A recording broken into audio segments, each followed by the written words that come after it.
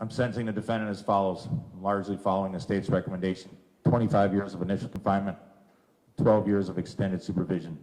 That's on count one. That is the absolute minimum required to punish the defendant, to incarcerate him, to send a deterrent message to this community. 25 years of initial confinement, 12 years of extended supervision. This was a homicide. That sentence is consecutive to the end of the case, consecutive to any other sentence. And count two, which is the bail jumping, sentencing the defendant to a total of 4 years, 2 years of initial confinement, 2 years of extended supervision. That sentence is concurrent to count one, concurrent to count three, and concurrent to any other sentence.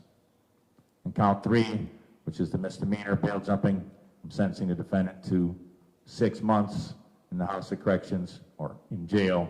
That sentence is concurrent to count two and concurrent to count one. It's the court's specific intent that the defendant serves 25 years of initial confinement, 12 years of extended supervision. In this case, the defendant is not eligible for the challenge incarceration program, not eligible for the substance abuse program. The defendant will be provided a written explanation of the determinant sentence. While in the institution, I'm authorizing up to the maximum amount be taken out of the defendant's in custody earnings, wages, funds, or monies of any sort. I'm granting the state's request for restitution, which was stipulated to. The restitution amount is $4,840. The restitution is to be paid to the victim's wife. Conditions of extended supervision are as follows. First of all, because this matter is a felony, Mr. Edgecombe is not allowed to own or possess a firearm, a gun, at any time ever for the rest of his life. He's not allowed to vote in any elections until civil rights are restored. They will be restored at some time in the future, but until then, you're not allowed to vote.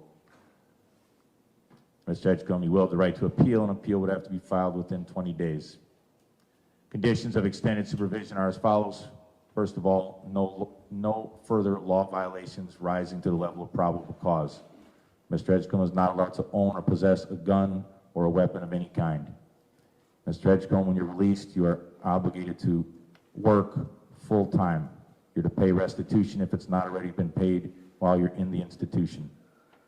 I'm ordering the defendant to pay all costs, fees, and surcharges, both mandatory and non-mandatory costs, fees, and surcharges.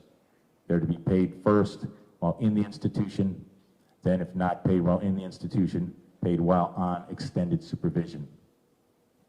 While on extended supervision or while in the institution, I want the defendant to have an AODA assessment for any drug or alcohol needs. If there are any AODA needs, he's to be treated in the institution or while on extended supervision.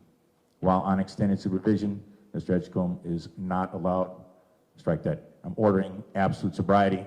Mr. Edgecombe is not allowed to drink alcohol. He's not allowed to use any illegal drugs.